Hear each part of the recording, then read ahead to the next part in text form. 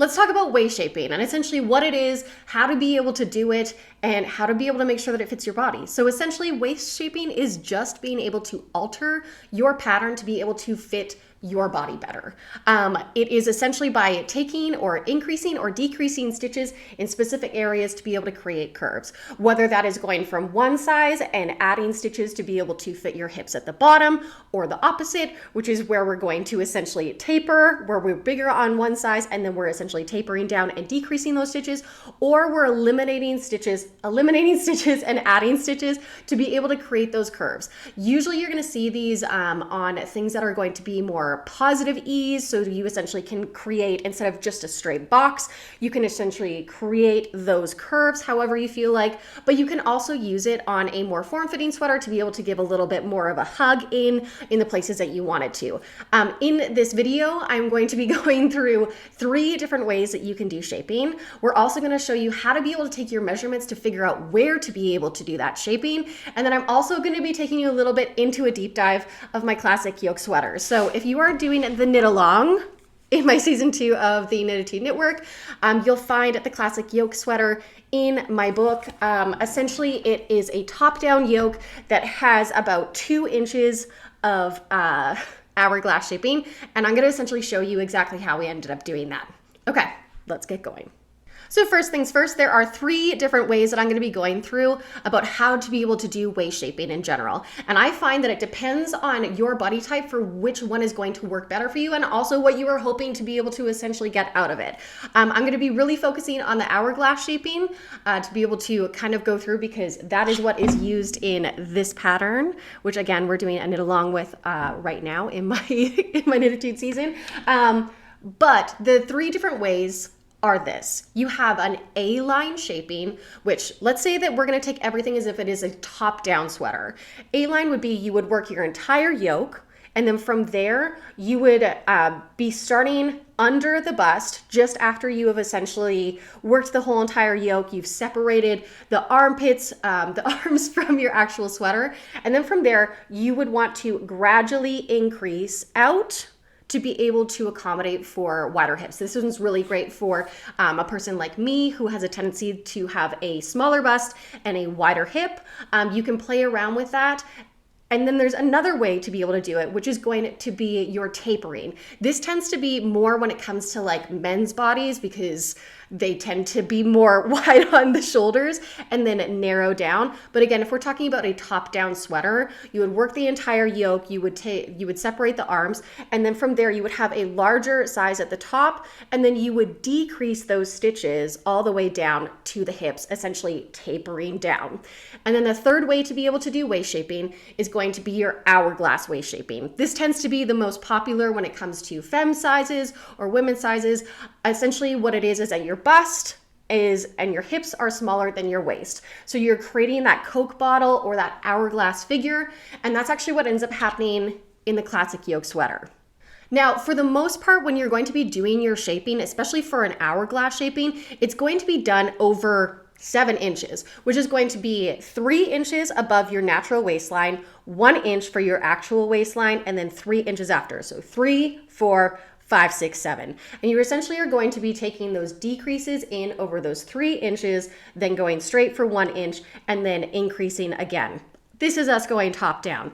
It would be reverse if you were going bottom up. But that being said, every single body shape is different. So whether you want to be adjusting where maybe you don't want your waist shaping to be happening around your natural waistline, you can alter and play with it. But let's go through how to be able to take those measurements to actually figure out how much fabric that you want to be going over. When it comes to the classic yoke sweater, you're going to be making those decreases and increases over 7 inches. But again, if you want to be able to play to make an even better fit for you, this is how we go about it. Now, I will not lie, taking your measurements is a lot easier when you have a friend, but I do have kind of a pretty good method of how to be able to help you out when it comes to actually figuring out your measurements. And the way that I'm doing that is I am taking 3 different strings and I'm going to be tying them around different sections of my body. So the first things that I'm going to focus on is going to be my upper bust, then my natural waistline, which is where I want this to be able to hit, and then also the bottom of where the sweater would technically go before the hem. So first things first, I am going to do my upper bust.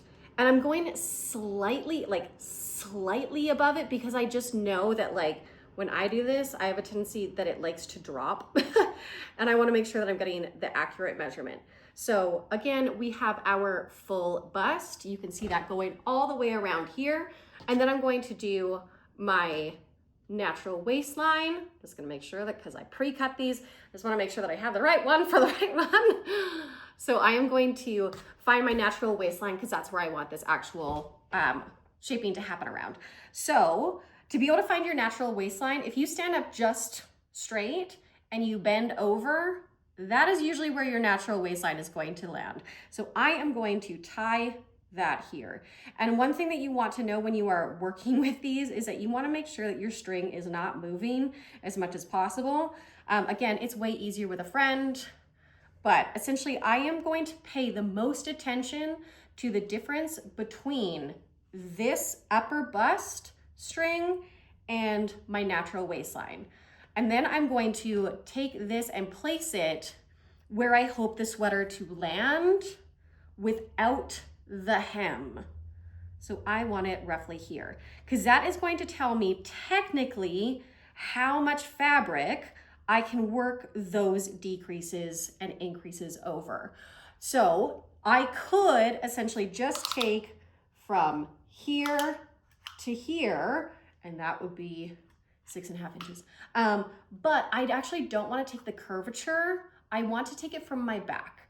And the reason why I want to do that is because I want to go by the nape of the neck all the way down. And then also because some people's busts protrude more than the others. Other people don't have like the full curve to be able to, either way, go from your back.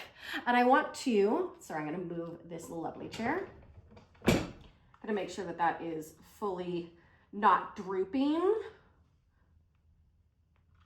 And I want to take it from where essentially the nape of my neckline will land, which in this sweater, it's about up here.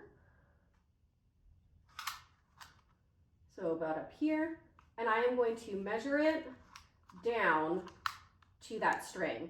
Again, making sure that the string does not droop. So that is going to be roughly 11 inches. From there, I'm going to take the exact same spot and I'm going to put it to that natural waistline. Make sure again that it's not drooping. My natural waistline, so my top one was 11. My natural waistline is 16. And then one more time for the bottom of the sweater. This one isn't as important, but still a portion. Where are you? Where are you?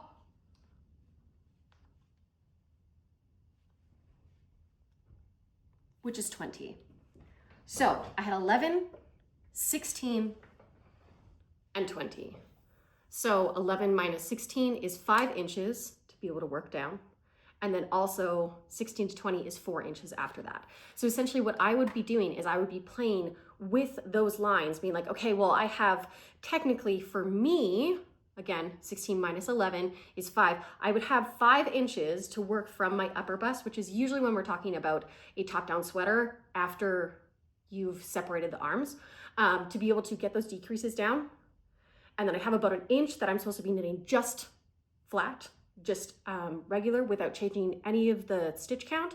And then again, 4 inches to be able to figure out how many I need to essentially increase those stitches back out for 4. So hopefully that kind of makes sense. I will say again, for most sweaters and for most body types, it's going to be over 7 inches. So 3 inches, then 1 inch, then 3 inches. Again, with mine, essentially I would play around and I would, since it's 5 inches I would be working 2 inches, then start working those decreases for 3 inches, knit just plain for 1 inch, and then start increasing for the next 3 inches and then knit for 1 inch, if that's where I'm kind of planning. So it really depends on how you want that to be able to fit when it comes to your sweater. But having these, and again, making sure that they do not droop down, is extremely, extremely helpful.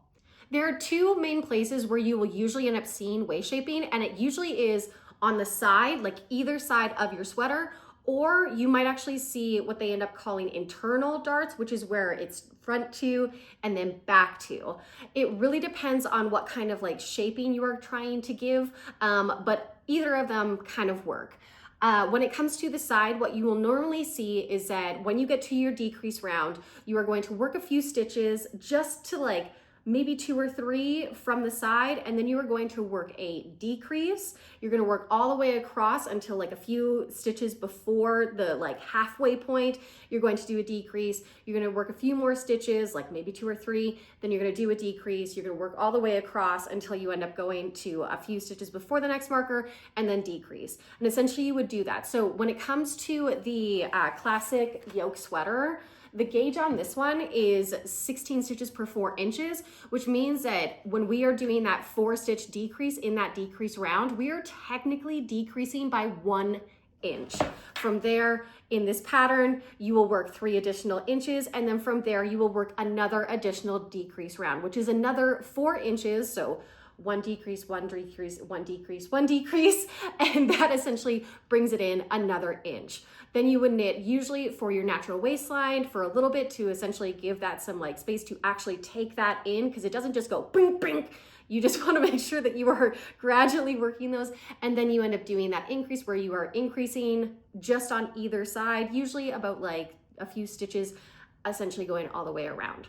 Now, the second way that you can actually do your shaping is called internal shaping. So sometimes you will see this in like princess dresses or like where you see like a bust start. It most naturally goes right underneath your bust and happens here. Now, this creates more of like, instead of it coming in from the side, it comes in from all angles. If you find that you don't want to have those like really, really prominent decreases or increases where you feel like they might be seen, again, when it comes to internal like darts or just internal shaping, it is a little bit more apparent. You could do it as say on the back, and it kind of is something that you can play around with. If you find that like your shapes happen more on the side, aka you are more of an hourglass shape, or if you find that your shapes are more here and the bum, you might want to play around with doing internal shaping, but it's really, really up to you.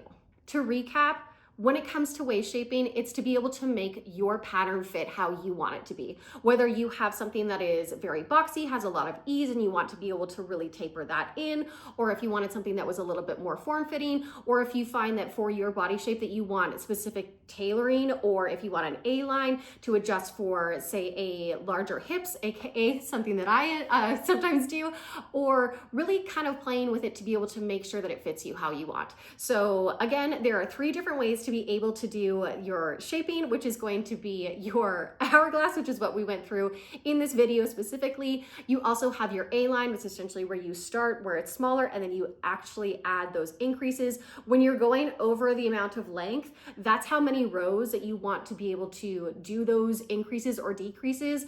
When it comes to playing around with your own sweaters, you can also figure out being like, I want 2 inches of shaping. I want 4 inches of shaping.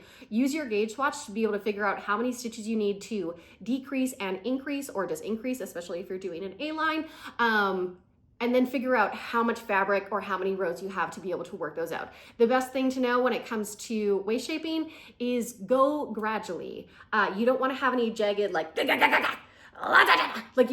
it's way better when it's taken its time and you have a lot more fabric between those increases and decreases. And again, the third and the final way to be able to do waist shaping is going to be that tapering. So I hope this helped you when it comes to just waist shaping in general. Making modifications for patterns can be a little bit daunting, but know that like the worst thing that's going to happen is you are going to rip it out and all you've done is learn something. So that is my challenge to you. Try something new. And if you have not picked up my Sweater Success book, please do it. It officially comes out November 4th, 2025, and I am super proud of it. If you have ever been wanting to figure out how to be able to knit a sweater, or maybe you have knit sweaters and they just don't work, I have 12 different chapters that are specifically set up to be able to make your sweater journey a success. So I will catch you guys on the flip side.